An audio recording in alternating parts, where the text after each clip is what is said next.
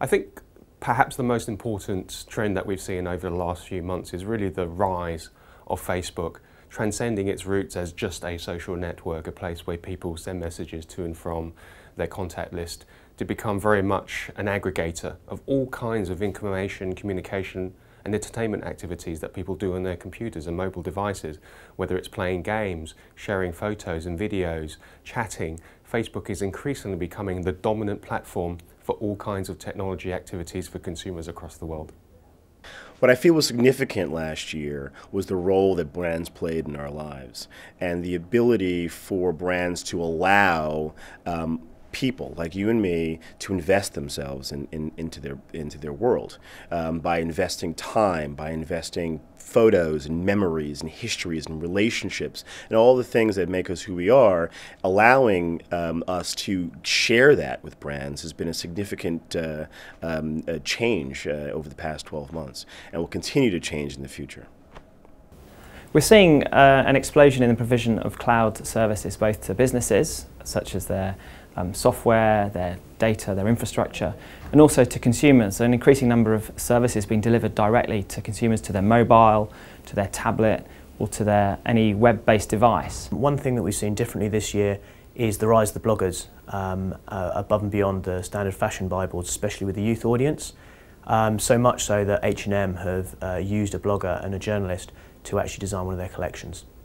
And we've spent a lot of time in the last year, and expect to in the coming year, think about how smartphones have totally changed the way that people shop.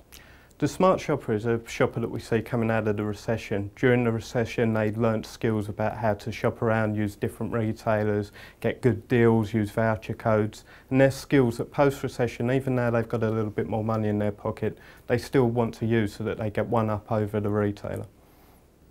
Walmart entered South Africa through the acquisition of MassMart at the end of 2010.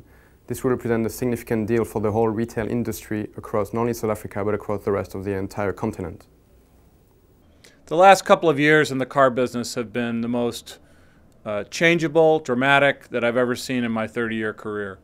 With GM and Chrysler going bankrupt, with Toyota recalling 5.6 million vehicles in 2010, the churn and change in the market was incredibly dramatic.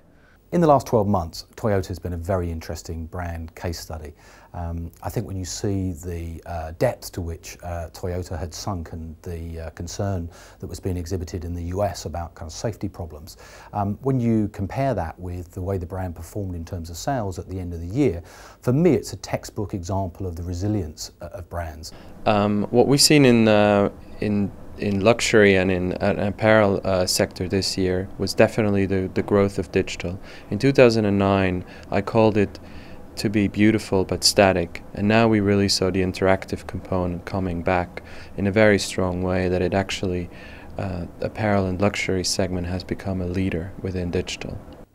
One of the things that we found is that the consumer is more and more being able to buy into the assets of the couture brands by simple things like buying a lipstick or a handbag or even sunglasses.